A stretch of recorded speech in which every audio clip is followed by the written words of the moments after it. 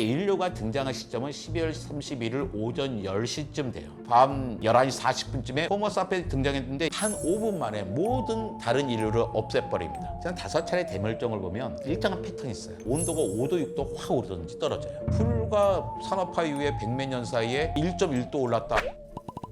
안녕하세요. 우리나라에 155개의 중요한 과학관이 있습니다. 근데 그중에 가장 중요한 과학관 3개를 꼽으라면 서대문 자연사박물관, 서울시립과학관, 그리고 국립과천과학관을 꼽습니다. 제가 그 3개의 과학관에서 무려 12년간 관장을 지냈던 사람입니다. 지금은 놀고 있습니다. 2024년 2월에 퇴임한 이후에는 이렇게 다양한 방식으로 시민과 만나고 있는 전직 과학자, 전직 공무원 이정모입니다. 지구의 역사는 46억 년입니다. 근데 생명이 없었던 지구, 우리가 별로 관심사가 아니잖아요. 생명이 등장한 다음부터 지구의 역사, 그러니까 생명의 역사를 한번 1년으로 표현해보면 어떨까요? 그러니까 생명의 역사는 약 38억 년 전에 시작됐습니다. 그러니까 지구가 만들어지고 한 8억 년이 지난 다음에 최초의 생명체가 등장한 거예요. 그 최초의 생명체, 어떤 게 최초의 생명체인데, 그러니까 이거는 사실 이야기하기 쉽지 않아요. 우리가 아는 것만 치는 거죠. 왜냐하면 생명이 한 번 등장하지는 않았을 거예요. 여러 가지 방식으로 여러 생명이 등장했지만 이 생명들은 끝장나 버렸어. 그 중에서 초기에 등장했던 여러 가지 생명 가운데 쭉 이어진 생명이 하나가 있는 거죠. 그러니까 지금 있는 모든 생명체는 한 개의 공통 조성에 나왔어요. 그 공통 조성을 루카라고 합니다. LUCA, Last Universal Common Ancestor. 루카. 그러니까 왠지 스타워즈 생각나잖아요. 그런 느낌이라고 보시면 돼요. 그 루카가 처음 등장했을 때를 1월 1일 0시라고 보는 거예요. 그리고 지금이 12월 31일 자정인 거죠. 그러니까 시청자 여러분과 제가 만나는 시점은 12월 31일 자정입니다. 최초의 생명 루카가 등장한 시점은 1월 1일 0시고. 자, 그렇게 보면 1월부터 4월까지 커다랗게 지구의 변화가 없어요. 여러분은 지구라고 하면 어떤 색깔이 떠오르십니까? 누구나 지구라고 하면 떠오르는 색깔이 있어요. 초록색, 파란색을 떠올립니다. 아, 왜 초록별, 푸른 행성 뭐 이런 이야기 하잖아요. 그런데 파란색과 초록색은 지구의 색깔이 아니라 생명작용의 결과에 의해서 나온 겁니다. 아니, 이관장 무슨 소리예요? 우주에서 딱 지구를 봤더니 파란 바다와 하얀 구름이 보이더만 이라고 이야기할 수 있어요. 그런데 그 파란 바다도 생명작용의 결과였어요. 38억 년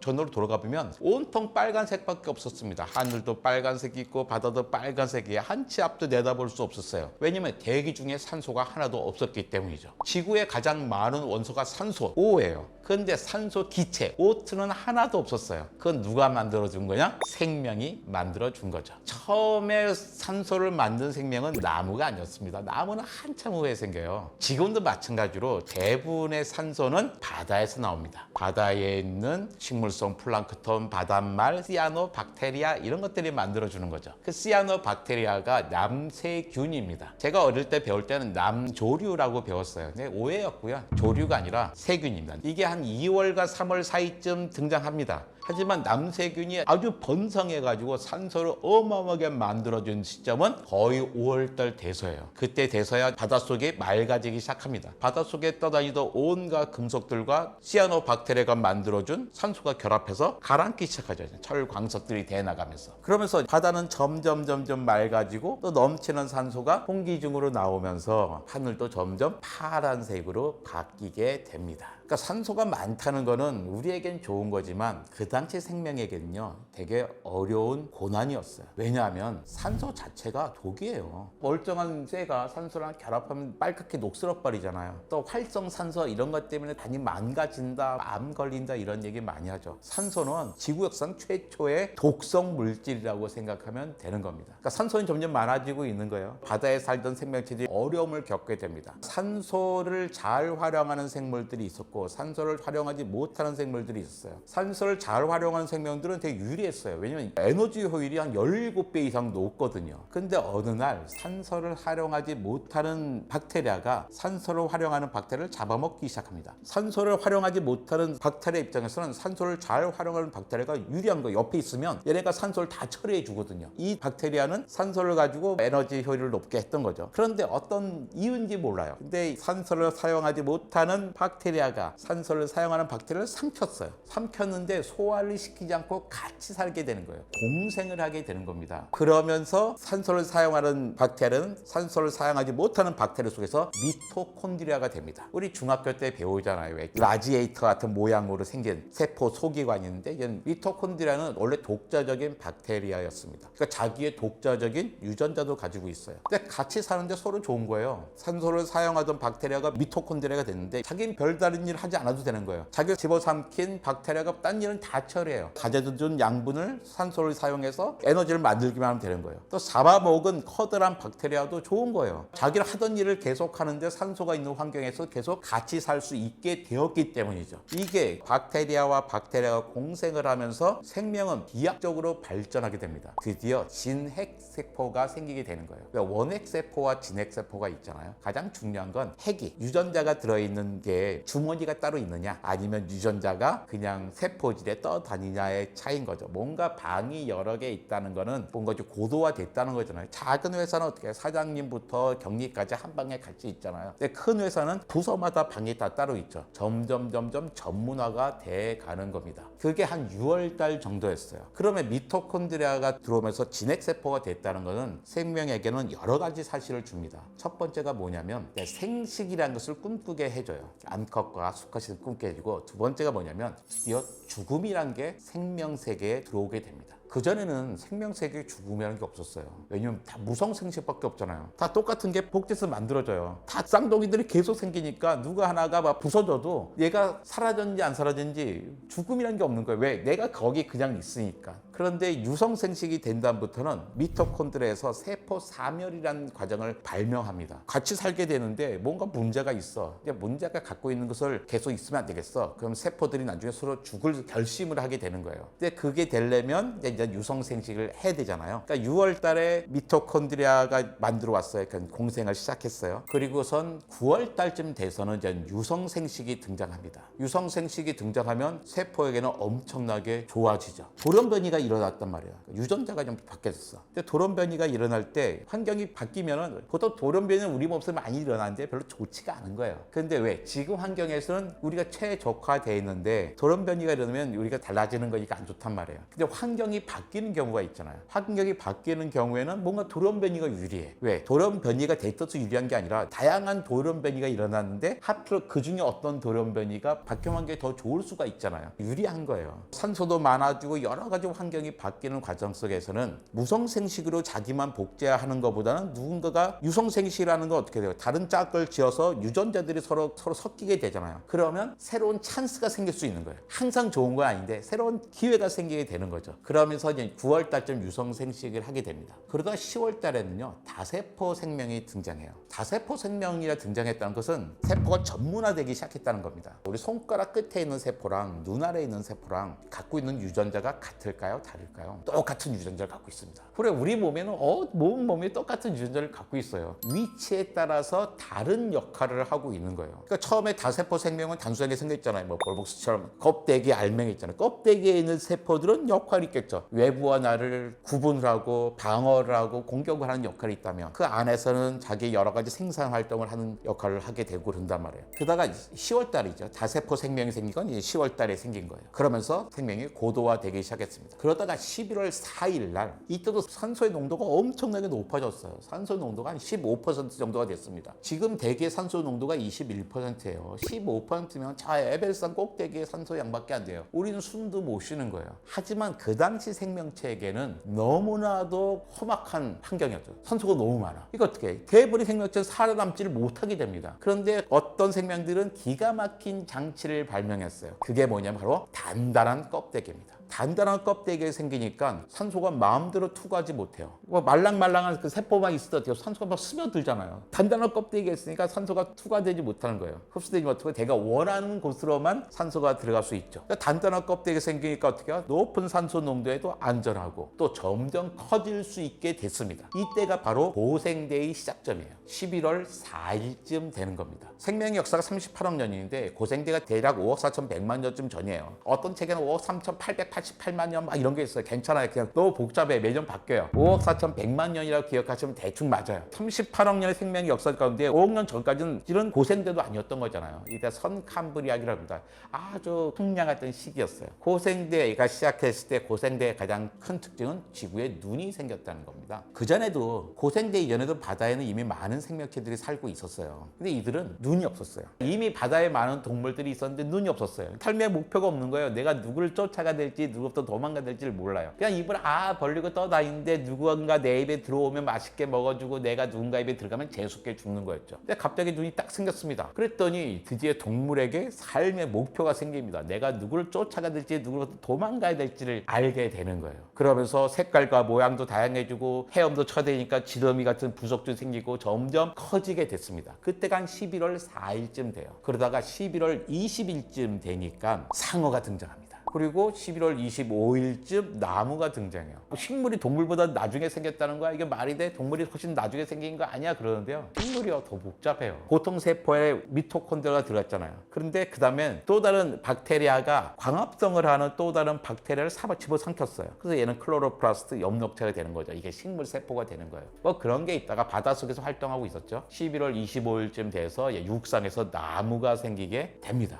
그러면서 이제 점점 울창한 상황이 이루어지는 거죠. 아주 긴 3억 년에 걸친 고생대가 계속 이어집니다. 그러다가 12월 10일쯤 돼서 이제 중생대가 시작됩니다. 11월 4일부터 12월 9일까지가 고생대, 12월 10일부터 12월 24일까지가 중생대인 거예요. 중생대는 우리가 잘 알잖아요. 파충류가 이제 번성한 시기죠. 처음에 중생대는 트라이아스기, 쥐라기, 백악기가 있습니다. 트라이아스기는 남도 험악한 시기였어요. 근데 트라이아스기 끝날 때가 이제 고생대 끝날 때랑 비슷한 상황으로 끝나요. 그때 이제 쥐라기가 시작할 때 공룡들이 본격적으로 등장합니다. 그때 지구의 산소 농도가 엄청나게 낮았어요. 그러니까 생명이 살기 어려워요. 그런데 공룡은 호흡이 유리했어요. 시청자 여러분은 달릴 때 숨 쉴 수 있나요? 없나요? 숨 쉴 수 있죠. 그러니까 축구도 하고 농구도 하고 마라톤도 한 거잖아요. 그런데요, 많은 파충류들은 숨을 쉬지 못해요. 왜냐면 다리가 몸 옆으로 이렇게 나왔습니다. 걸을 때 이렇게 걸어야 되잖아요. 기역자로 튀어나와서. 그래서 달릴 때는 허파를 눌러요. 숨을 쉬지 못합니다. 우리나라에서는 도마뱀을 잡는 게 불법이에요. 하지만 고비 사막 가면 도마뱀을 잡는 게 불법이 아닙니다. 가면 1분에 한 마리씩 잡을 수 있어요. 우왕좌왕하지 말고 한 마리만 쫓아가는 거. 쭉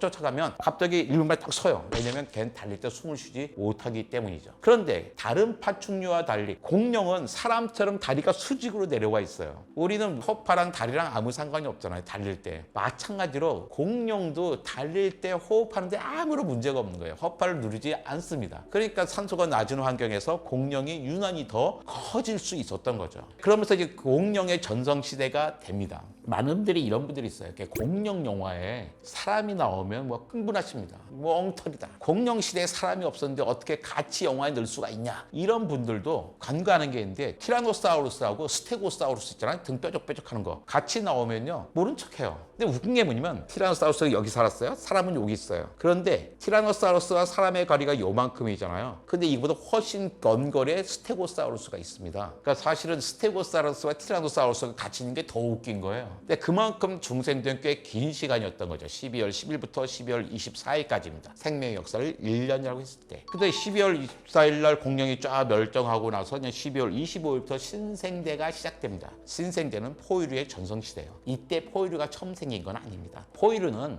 공룡 시대에도 살고 있었어요. 그러니까 같은 조상에서 한 공룡과 포유류의 공통 조상이 있었을 거 아니에요. 이 중에서 한 새끼는 공룡의 조상이 되고 다른 새끼는 포유류의 조상이 되는 거예요. 근데 어쨌든 공룡이 먼저 더 큰 지위를 차지했어요. 괜히 포유류가 공룡처럼 낮에 등치 키우고 다니면 어떻게 되겠어요? 공룡들이 잡아먹기 딱 좋잖아요. 그러니까 주먹만한 크기로, 생쥐만한 크기로 야행성으로 살았습니다. 잠자는 공룡 발바닥이나 갉아먹어서 살았을 겁니다. 그렇게 비굴하게 살던 포유류가 갑자기 공룡이 싹 사라지니까 어떻게 해요? 무주공산이 된 거잖아요. 그러니까 몸을 점점 키워나가게 됐습니다. 물론 다른 파충류들도 있었죠. 그러다가 12월 31일 날 우리 인류가 등장합니다. 그러니까 인류가 등장한 시점은 12월 31일 오전 10시쯤 돼요. 그러다가 오후 한 밤 4시쯤 되면 호모 에렉투스 이런 등장하고 밤 11시 40분쯤에 우리 같은 호모 사피엔스가 등장합니다. 호모 사피엔스 등장했는데 이미 지구에는 많은 인류들이 살고 있었어요. 호모 사피엔스가 11시 50분쯤에 아프리카의 바깥으로 나와요. 나왔더니 다양한 또 인류들이 있는 거잖아요. 단 5분 만에 모든 다른 인류를 없애버립니다. 그러니까 다른 인류가 자기네가 스스로 사라질 수도 있고 호모 사피엔스가 사라지게 하는 경우도 있어요. 그걸 가지고 이거 호모 사피엔스 못됐다, 다른 모든 인류를 없애버렸으니까 이렇게 욕하시면 안 됩니다. 잔인하다고. 우리가 잔인하지 않으면 되는 거지 우리의 선조들 보고 잔인하다고 욕하시면 안 돼요. 그분들이 이겼기 때문에 우리가 존재하는 거예요. 그때 호모 사피엔스가 아니라 네안데르탈이 이겼다. 우리는요 등장하지도 못했습니다. 그분들의 잔인함 덕분에 우리는 있어요. 그리고 자정에 우리가 여러분과 제가 만나고 있는 겁니다.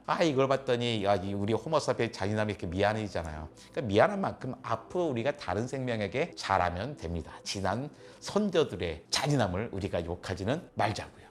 왜 나눴냐? 고생대 옛날 생물의 시대, 중생대 중간 생물의 시대, 신생대 새로운 생물의 시대잖아요. 왜 나눴을까? 살고있는 생명이 완전히 다른 거예요. 누가 멸종되면 그 자리에 누가 생기는 거잖아요. 멸종되고 생기고 멸종되고 생기고 멸종되고 생기는 거예요. 근데 가끔가다 단체로 멸종될 때가 있는 거예요. 그 대멸종이라고 합니다. 근데 고생대, 중생대, 신생대에서의 고생대와 중생대 때는 3번째 대멸종을 계기로 나눠졌고 중생대와 신생대는 5번째 대멸종 계기로 나눠지는 거예요. 생명이 너무나 달라서 이건 외계인이 와서 보면 이건 같은 지구라고 볼 수가 없어 라고 할 정도로 너무나 다른 생명체가 살고 있는 거예요. 만약에 외계인이 와서 고생대의 지구를 막 촬영하고 갔어요. 또 다른 외계인이 와서 이번 중생들 촬영하고 가고 신생들 촬영하고 갔어요. 세계 영화를 보면 그 외계인들은 각기 다른 행성에 와서 영화 촬영을 한 거라고 착각할 거예요. 그만큼 완전히 다르게 보이거든요. 그러니까 고생대, 중생대, 신생대라고 지질시대를, 지구 역사를 나누게 된 거죠. 생명에 따라서 확실히 차이가 있기 때문입니다. 지금 우린 6번째 대멸종을 겪고 있어요. 그 얘기 뭐냐면 지금까지 5번의 대멸종이 있었다는 거잖아요. 고생대 때 3번, 중생대 때 2번, 그 다음에 우리 신생대 마지막에 지금 한 번의 대멸종을 겪고 있습니다. 고생대가 어떻게 시작하면 제일 밑에 캄브리아기, 오르도비스기, 실루리아기, 데본기, 석탄기, 페름기예요.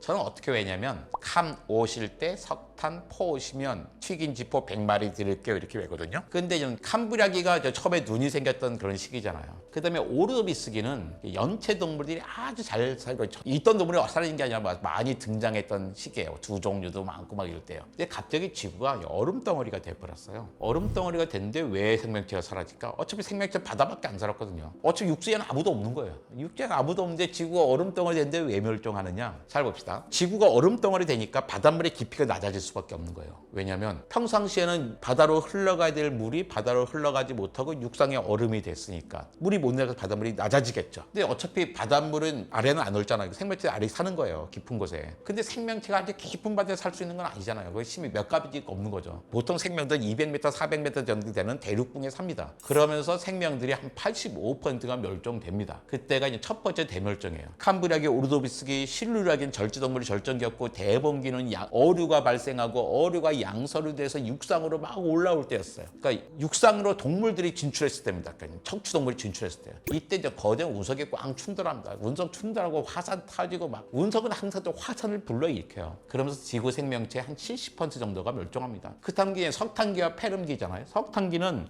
이산화탄소 농도도 엄청 높고 이산화탄소 높다 보니까 온도도 높고 온도가 높으니까 맨날 열대를 비 오고 그러니까 식물에게 있어서는 천국이에요. 식물 천국. 이산화탄소 농도만 10배 높은 게 아니라 산소 농도도 많이 높았거든요. 산소 농도 높으니까 동물들도 그냥 무럭무럭 잘 자라고 달려도 힘들지 않고 그럴 때였죠. 그런데 이때 페름기 때 또 그냥 대멸종이 옵니다. 이때 생명의 95%가 멸종해요. 생명의 95%가 멸종했다는 뜻은 100마리 가운데 5마리가 살아남았다는 뜻이 아니에요. 100종류 가운데 95종류는 한 마리도 살지 못하고 싹 다 죽어서 멸종하고 5종류가 남았는데 잘 남은 게 아니라 거의 죽었지만 멸종만 당하지 않은 상태예요. 어떤 일이 있어서 멸종됐어? 여러 가지 일이 있었겠죠.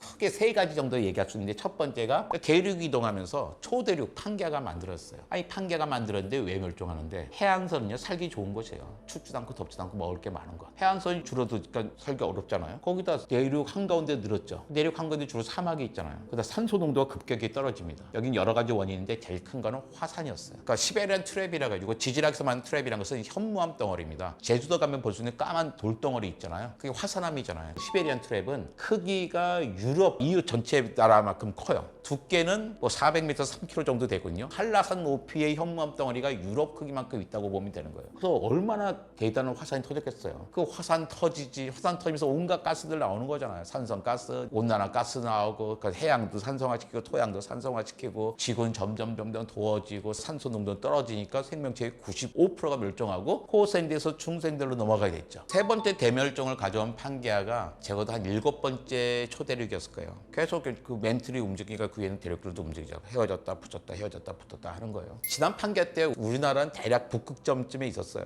옮겨서 좋은 데 온 거잖아요. 점점 우리가 또 그리 갈지도 몰라요. 또 되겠죠. 몇 억 년 걸릴 겁니다. 몇 억 년 뒤의 일이니까 우리 관심사가 없죠. 중생대 넘어가면 트라이아스기입니다. 트라이아스기에 뭐 여러 가지 새로운 생명도 생기기 시작했지만 똑같은 세 번째 대멸종과 똑같은 양상으로 네 번째 대멸종이 생기면서 이때 본격적으로 공룡이 등장하기 시작하는 거죠. 그러다 공룡도 6,600만 년 전에 이제 마지막에 운석에 꽝 충돌로 이제 멸종하게 되잖아요. 지름 10km짜리 운석이 멕시코 유카탄 반도에 꽝 부딪혔어요. 열폭풍 나고 쓰나미 나고 한 30분 만에 아메리카 대륙에 살고 있는 공룡은 싹 사라졌을 겁니다. 아니 그깟 돌덩이 하나에 뭐 그때 대단하다고 그래요. 그런데 지름 10km면요 에베레스트 산보다도 높은 거예요. 에베레스트는 8,848m인가 그러잖아요. 이게 시속 7만 km로 꽝 붙여서 생각해보세요. 어마어마한 거죠. 그 다음에 열폭풍 나고 쓰나미 났지만 그 충격으로 지진이 났겠죠. 지진은 옆으로 또 화산 터지고 나면 또 온갖 작용들이 일어나는 거죠. 육상에서는 고양이보다 커다란 동물들은 싹 사라졌습니다. 바다에서도 수장령이니 어룡이니 하는 거대한 파충류가 싹 사라진 거예요. 육지는 무주공산이 되고 바다는 무주공해가 되는 거죠. 그러니까 바다가 텅텅 비니까 어떻게 신생대에 와서는 바다에 큰 거 없어? 바다에 좀 살아봐야겠네 해서 늑대같이 생겼던 동물이 점점 고래처럼 변해서 들어가기도 하고, 육상에서는 쥐새끼처럼 조그맣게 살던 포유류가 점점 커서 메모드니 더 큰 동물도 생기게 됐던 거죠. 지금 우리는 6번째 대멸종을 겪고 있습니다. 대략 한 1950년부터 시작한다고 하면 돼요. 원래 2024년에 지질학 연맹에서 1950년 정도를 6번째 대멸종 인류세라고 선포하기로 했다가 잠깐 주춤하고 좀 더 보자 그랬어요. 하지만 그렇게 될 수밖에 없을 거예요. 왜냐하면 실제로 1950년과 그 다음은 지층도 다르고 여러 가지 다르거든요. 모든 지층에서 방사선이 검출됩니다. 하도 핵실험을 해가지고. 또 모든 지층에서 플라스틱, 그다음에 콘크리트가 어마어마하게 쏟아져 나와요. 지구에 있는 콘크리트가 얼마나 많냐면 지구 전체를 2mm 정도 두께로 바를 수 있는 정도 많이 있어요. 또 생물학적인 특징도 있어요. 왜 고생대 그러면 삼엽충, 중생대, 암모나이트 그 6번째 대멸종은 뭐예요? 치킨입니다. 1920년부터 공장식 양계장이 성공한다부터 1950년대, 60년대 이후로는요 전 세계 사람들 닭을 먹기 시작했어요. 땅 파도 다 치킨뼈가 나오게 돼 있습니다. 그러니까 외계인이 보더라도 한 1950년 지층부터는 야, 그 전과는 완전히 다른 세상이네 라고 볼 수가 있게 되는 거죠. 지금 우리는 6번째 대멸종에 살고 있는 거예요. 아마 이 프로그램을 보고 있는 대부분의 시청자 여러분도 태어날 때부터 6번째 대멸종에 살고 있는 거죠. 근데 지난 5차례의 대멸종과 지금의 차이가 있어요. 지난 5차례 대멸종을 보면 일정한 패턴이 있어요. 뭐냐면 한 3가지인데 온도가 5도, 6도 확 오르든지 떨어져요. 대기의 산소 농도가 떨어지고 산성도가 높아집니다. 지난 5차례 대멸종이 일정한 패턴이었어요. 근데 지금 봐요. 지구 대기가 산성화되고 있나요? 아니에요. 지금 우리 산성비 아니잖아요. 제가 대학 다닐 때만 해도요. 친구들이 내가 이제 비 맞고 가면 여학생들이 그렇게 걱정했어요. 정모야 너 그 산성비가 그거 맞으면 안 돼. 너 대머리 돼 그랬어요. 저 대머리 됐어요. 그런데 이 대머리가 된 게 그 산성비 때문이 아니에요. 이건 유전이에요. 유전. 아버지가 물려주는 아름다운 유전자의 덕분이었어요. 근데 요즘은 그런 얘기 안 하잖아요. 왜? 산성비가 아니니까 정상적인 비가 내리고 있습니다. 그래도 산소 농도 변화 있나요? 없어요. 그대로예요. 아마존 숲을 싹 없애도요 산소 농도 변하지 않습니다. 산소의 대부분은 어디서 나와요? 바다에서 나오고 있잖아요. 지금도요. 그 다음에 아마존에서 만든 산소는요 다 많이 다 쓰고 있어요. 아마존 나무도 호흡해야 되고 거기는 미생물 동물들이 다 쓰고 있습니다. 하지만 없어야 된다는 게 아니죠. 아마존은 숲이 필요한 건 산소를 만들기가 아니라 이 산소를 빨아들이자고 있어야 되는 거죠. 근데 지금 일정 패턴이 뭐예요? 5도 6도 확 오르고 떨어진다. 그 다음에 산소 농도 떨어진다 였잖아요. 그 다음에 지구가 산성화된다. 근데 좀 다 아니잖아요. 근데 온도는 1점 몇 도 올랐어요. 이게 가장 문제예요. 5도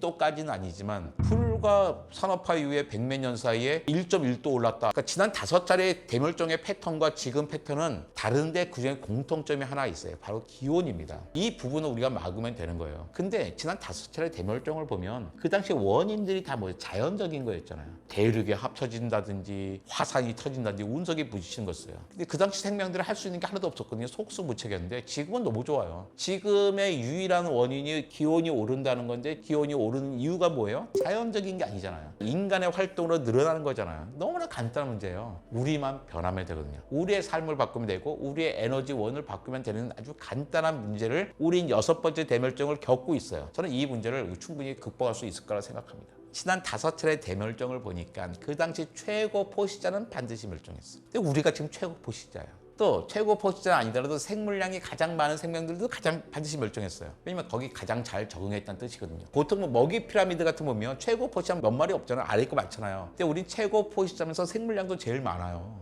그러니까 생물량으로든 최고 포식자로든 우리는 이 6번째 대멸종을 통과할 수 없는 거예요. 그걸 지난 5차례의 대멸종이 이야기해 준 거예요.